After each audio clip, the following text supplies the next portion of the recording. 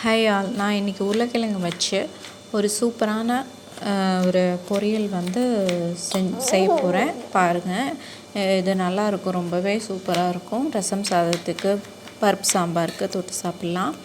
எல்லோரும் வீட்டில் கண்டிப்பாக செஞ்சு பாருங்கள். இது எப்படின்னு நான் சொல்கிறேன். நான் வந்து இதுக்கு தேவையான உருளைக்கிழங்கு வந்து 4 எடுத்திருக்கேன். ஒரு மீடியம் சைஸ் வெங்காயம் எடுத்திருக்கேன், ஒரு தக்காளி, மீடியம் சைஸ் தக்காளி, அப்புறம் ஒரே ஒரு பச்சை மிளகாய் எடுத்திருக்கேன். பச்சை மிளகாய் எனக்கு கொஞ்சம் பெருசாக இருக்கிறதுனால இது காரம் அதிகனால நான் 1 எடுத்திருக்கேன். உங்களுக்கு காரம் தேவைப்பட்டுச்சு, காரம் இல்லை அப்படின்னா 2 எடுத்துக்கலாம். இப்போ நான் வந்து அடுப்பில் வந்து பேன் வச்சுருக்கேன். பேன் வச்சுட்டு அதில் ஆயில் ஆட் பண்ணி ஆனியனும் ஆட் பண்ணிட்டேன். கூடவே 2யும் வந்து சாட் பண்ணலாம், நல்லா வதக்கலாம். வதக்கி விட்டுட்டு அது கூடவே வந்து நம்ம தக்காளி ஒன்று கட் பண்ணி வச்சுருக்கோம், அதை ஆட் பண்ணிக்கலாம். அப்புறம் வந்து பச்சை மிளகா ஆட் பண்ணிக்கலாம். நல்லா வதங்கட்டும். வெங்காயம் வதங்கினதுக்கப்புறம் தக்காளியும் பச்சை மிளகாயும் ஆட் பண்ணிக்கலாம்.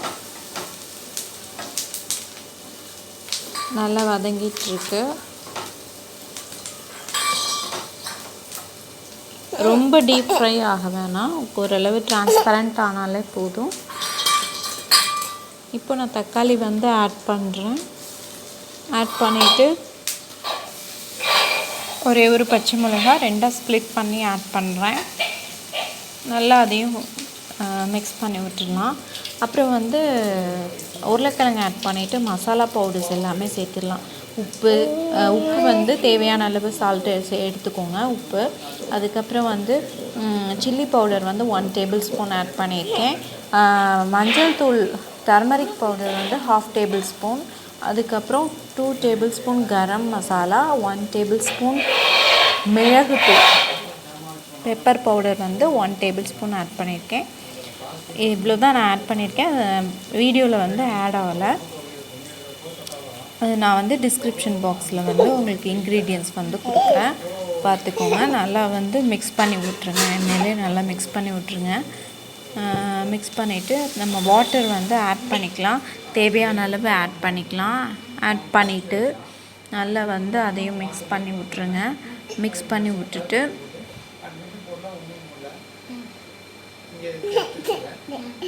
கொஞ்ச நேரம் வெயிட் பண்ணலாம். அது நல்லா கொதித்து வந்து நல்லா வற்றின பின்னாடி தான் நமக்கு ஒரு சூப்பரான ஒரு பொரியல் ரெசிபி வந்து கிடச்சிருச்சு. சைடிஷ் ஃபார் ரசம் ரைஸ், அப்புறம் வந்து சாம்பார் ரைஸ், 2க்குமே நல்லாயிருக்கும். அப்புறம் கர்ட் ரைஸ்க்கும் ரொம்ப நல்லாயிருக்கும், வெரைட்டி ரைஸ்க்கும் நல்லாயிருக்கும். நான் சொன்னேன் இல்லையா, பவுடர்லாம் ஆட் பண்ணிவிட்டு நல்லா மிக்ஸ் பண்ணி விட்ருங்க எண்ணெயிலே. அப்போ தான் வந்து உங்களுக்கு வந்து நல்ல ஃப்ளேவர் வந்து கிடைக்கும். ஒரு 5 மினிட்ஸாவது எண்ணெயில் நல்லா ஃப்ரை ஆகணும் அந்த பவுடர்ஸ், மசாலா பவுடர்ஸ் எல்லாம். அதனுடைய பச்சை வாடை எல்லாமே போகும். அப்போ தான் உங்களுக்கு ஒரு தண்ணி ஆட் பண்ணியாச்சு. முதல்ல ஆட் பண்ணிவிட்டு இது நல்லா கொதிக்கட்டும். கொதி வந்து நல்லா வற்றின பின்னாடி நமக்கு சூப்பரான ஒரு பொரியல் ரெசிபி வந்து கிடச்சிரும்.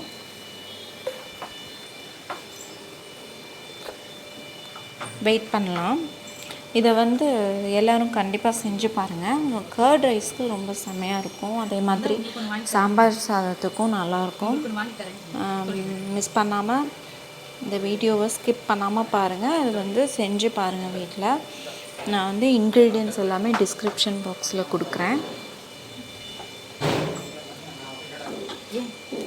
என்னோடய ரெசிபிஸ் உங்களுக்கு பிடிச்சிருந்துச்சு அப்படின்னா என்னோடய சேனலை வந்து சப்ஸ்கிரைப் பண்ணுங்கள்.